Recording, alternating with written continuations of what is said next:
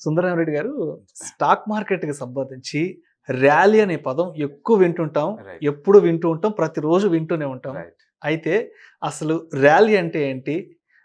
ఈ ట్రేడర్స్ ఈ ర్యాలీని ఎలా ఐడెంటిఫై చేయగలగాలంటారు? రైట్. సో బేసికల్‌గా ప్రైస్ ఇంక్రీజ్ అవ్వటాన్ని మనం ర్యాలీ అంటాం. ప్రైస్ ఇంక్రీజ్ అవ్వడాన్ని. Price okay. పెరగడాన్ని ర్యాలీ అంటాం. So okay. స్టాక్స్ ర్యాలీకి అప్ ట్రెండ్. రాబోతున్నాయి, నథింగ్ ర్యాలీకి బట్ అప్ రాబోతున్నాయి ట్రెండ్. అంటారు. అప్ ట్రెండ్‌కి రావడం. It nothing but up trend అన్నమాట. అంటే ఆ ట్రెండింగ్‌లో ఉన్నప్పుడు పైకి మూవ్ అవుతుంది అనుకోండి. Trend okay. అంటే మూవ్ కదా! ఓకే. పైకి మూవ్ అవుతుంది అనుకోండి. దాన్ని మనం ర్యాలీ అంటాం. అంటే బుల్ మార్కెట్‌కి రావడం అని చెప్పుకోవచ్చు అంటారా?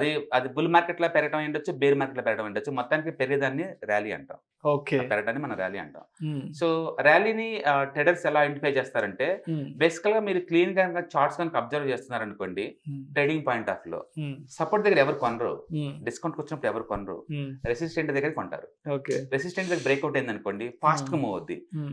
సింపుల్‌గా చెప్పాలంటే ఒక ట్రాఫిక్ జామ్ అయిందనుకోండి, హ్మ్. చాలా సేపు ఆగిద్ది. అది ఎంత ఎక్కువ సేపు ట్రాఫిక్ జామ్ గనకైతే హ్మ్. ట్రాఫిక్ రిలీజ్ చేస్తే అంత ఫాస్ట్‌గా మూవ్ అవుతారు మనం. అవును. అంటే మనం ట్రావెలింగ్ ఎలా ఉంటుంది? ట్రాఫిక్ జామ్స్ అది క్లియర్ అవ్వంగానే ఫాస్ట్‌గా మూవ్ అవ్వటం. మళ్ళీ ఇంకో జంక్షన్‌కి వెళ్ళిపోగానే ట్రాఫిక్ జామ్ అవుతుంది. అవును. మళ్ళీ రిలీజ్ హ్మ్. చేయగానే ముందుకు పోతా ఉంటది. హ్మ్. ఎగ్జాక్ట్‌లీ స్టాక్ మార్కెట్‌లో గూడా హ్మ్. దీన్ని మనం నాన్ ట్రెండింగ్ లేదా కన్సాలిడేషన్ లేదా హ్మ్. కంజక్షన్ రకరకాల పేర్లతో వాడుతుంటాం. హ్మ్. ఇది నాన్ ట్రెండ్ జోన్ అన్నమాట. Not trade zone. ఇక్కడ ట్రేడ్ హ్మ్. చేయడానికి పెద్ద కుదరదు మీకు. హ్మ్. ఇది గనుక బ్రేక్‌ఔట్ అయిందనుకోండి, ఇంకా ఫాస్ట్‌గా మూవ్ అవుతాయి. హ్మ్. ఆ ఫాస్ట్‌గా మూవ్ అవ్వటాన్ని మనం ర్యాలీ అంటున్నాం. ఓకే. ఆ మూవ్ హ్మ్. అవ్వటాన్ని మనం ర్యాలీ అంటున్నాం. అప్ ట్రెండ్‌కి రావడం. ఇంకా ఈజీగా మార్కెట్ అర్థం అవ్వాలంటే అప్ ట్రెండ్‌కి యాహ్! రావడం. హ్మ్. మామూలుగా అప్ ట్రెండ్ మూవ్ అవ్వటాన్ని మనం ర్యాలీ అంటాం. హ్మ్. సో ట్రేడర్స్ ఎలా ఐడెంటిఫై చేస్తారంటే ఎక్కువ సార్లు హ్మ్. నువ్వు డౌన్ ట్రెండ్, అప్ ట్రెండ్ కావచ్చు, ట్రెండ్ లైన్స్ కావచ్చు, హ్మ్. సపరేషన్ కావచ్చు. ఎక్కువ సార్లు లూజ్‌గా చెప్పాలంటే 4 టైమ్స్ హిట్ అయిందనుకోండి ఒక వాల్ అది వీక్ హ్మ్. అయిపోద్ది. ఆ! అవును. 4 టైమ్స్ హిట్ అయిందంటే అది వీక్ అయిపోద్ది. అది ఫోర్త్ టైమ్ తర్వాత ఇంక రెడీ అవుతారు వీళ్ళు. హ్మ్. ఇప్పుడు గనక వాల్యూమ్ బాగా డబుల్, ట్రిపుల్ వస్తా ఆ హ్మ్. ఏరియా గనక క్రాక్ అవుతుందనుకోండి దాన్ని మనం హ్మ్. బ్రేక్‌ఔట్ అంటాం. ఓకే. బ్రేక్‌ఔట్ అంటాం. హ్మ్. బ్రేక్‌ఔట్‌లో 70% అట్టర్ ఫ్లాప్స్ ఉంటాయి. అందులో డౌట్ లేదు. హ్మ్. ఓకే. అయినా సరే మనోళ్ళు ఆ బ్రేక్‌ఔట్ అంటే ఆ ఫాస్ట్‌గా మూవ్ అవ్వటం, కంటి ముందే అది ముందుకెళ్ళటం, ఆ ప్రాసెస్‌ని ఎంజాయ్ చేసిన చాలా మంది ఉంటారు. హ్మ్. అందుకని everybody like the breakout trading. హ్మ్. బ్రేక్‌ఔట్ ట్రేడింగ్ బాగా లైక్ చేస్తారు ట్రేడింగ్ కమ్యూనిటీ. ఎందుకంటే కళ్ళ ముందు అలా క్యాండిల్ ముందుకెళ్తా ఉందంటే ఆ ఎక్సైట్‌మెంటే వేరు. మనీ వస్తుందో లేదో సెకండరీ అది. హ్మ్. ఎక్కువ మంది లైక్ చేసేది ఆ ప్రాసెస్ అనమాట. హ్మ్. అది ఆ ఫాస్ట్‌నెస్ మిగతా రోజుల్లో ఉండదు. హ్మ్. చార్ట్ ఏదైనా బ్రేక్‌ఔట్ అవుతున్నప్పుడే ఉంటది.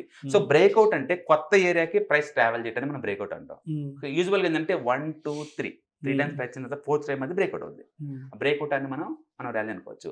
ఓకే. కొంతమంది వెంటనే బ్రేక్‌ఔట్ అయినప్పుడు కొంటారు. కొంతమంది మళ్ళీ ఫుల్ బ్యాక్ ఎంతకంత మళ్ళీ బ్యాక్ వచ్చిన తర్వాత బ్రేక్‌ఔట్ అయిన తర్వాత అప్పుడు బై హ్మ్. చేస్తారు. హ్మ్. అందుకని డిఫరెంట్ ట్రేడింగ్ ఎంట్రీస్ ఉంటాయి మార్కెట్‌లో. అది బ్రేక్‌ఔట్ ట్రేడ్ సెటప్ కావచ్చు, హ్మ్. ఫుల్ బ్యాక్ ట్రేడ్ సెటప్స్ కావచ్చు, హ్మ్. లేదా breakout pullback buy trade setup కావచ్చు, హ్మ్. లేదా టీఎస్టీ ట్రేడ్ సెటప్స్ అంటారు. అంటే సపోర్ట్ కొని రెసిస్టెంట్‌లో అమ్మటం. హ్మ్. టీఎస్టీ కావచ్చు, లేదా బ్రేక్‌ఔట్ ఫెయిల్యూర్.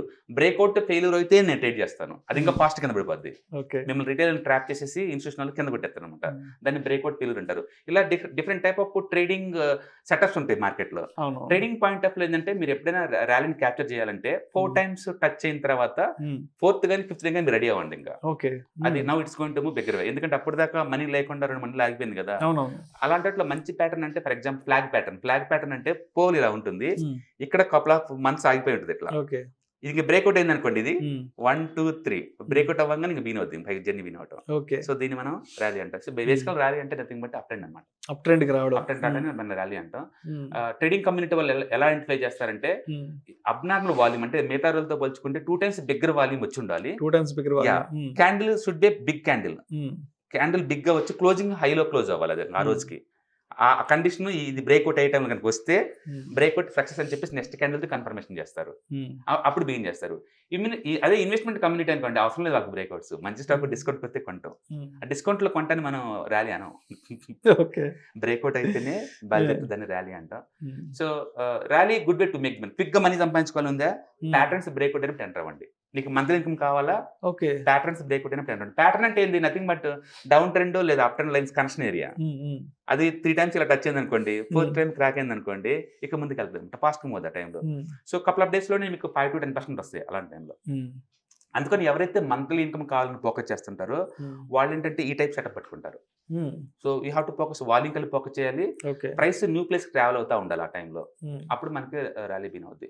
బేసికల్గా ఏంటంటే ఇంటర్నేషనల్గా పాజిటివ్ ఎన్విరాన్మెంట్ ఉన్నప్పుడు, ఓకే, సెక్టర్ వైజ్గా పాజిటివ్ ఎన్విరాన్మెంట్, గవర్నమెంట్ వాళ్ళు ఏదైనా ఎక్స్పోర్ట్ డిస్కౌంట్ ఇచ్చారనుకోండి, లోన్స్ తక్కువలో ఇచ్చారనుకోండి, ఆర్బీఐలు వడ్డీ రేట్లు తగ్గించారనుకోండి, ఇలాంటి న్యూస్ వల్ల కంపెనీకి ఏదైనా కొత్త ప్రాజెక్టులు వచ్చినా, ఒక ఎఫిషియన్సీ ఎంప్లాయీ సీఈఓగా వచ్చినా, ఇలాంటి ఏదైనా పాజిటివ్ న్యూస్ లో ఉన్నప్పుడు ర్యాలీ చాలా ఫాస్ట్ మూవ్ అవుతుంటది. ఓకే, అందుకని మనం ఏం చేస్తామంటే వరల్డ్ వైడ్ మార్కెట్ మూడ్ చూస్తాం. ఈ రోజు బాగుందా, బాగుంది. ఇండియాలో నిఫ్టీ ఎలా ఉంది, బాగుంది. సెక్టర్ మూడ్ ఎలా బాగుంది, ఆ సెక్టర్ లో స్టాక్ నోట్ పట్టుకుంటాం. ఆ స్టాక్ కూడా బాగుంది అనుకోండి, అన్ని సింక్ అవుతున్నాయి కదా. ఇప్పుడు అది ఆ స్టాక్ ఆల్రెడీ 4 times కనుక రెసిస్టెంట్ ఏరియా టచ్ చేసి ఉంటే ఇప్పుడు ఇంక రెడీ అవుతుంది. ఈ రోజు స్టాక్ అదనమాట నీకు రేపటికి. అలా వన్ డే ముందే మనం ఫిల్టర్ వేసుకుని రెడీగా ఉంచుకోవాలి. 2-3 స్టాక్స్ అప్ అండ్ పోయి, 2-3 స్టాక్స్ డౌన్ ట్రెండ్ పోయి రెడీగా ఉంచుకుంటాం. సో ర్యాలీ అంటే క్విక్ గా మేక్ చేసే టెక్నిక్ ని మనం ర్యాలీ అనుకో. ర్యాలీ అంటే నథింగ్ బట్ మూవ్ అనమాట. అది అప్ మూవ్ చేయడానికి మనం ర్యాలీ అంటాం.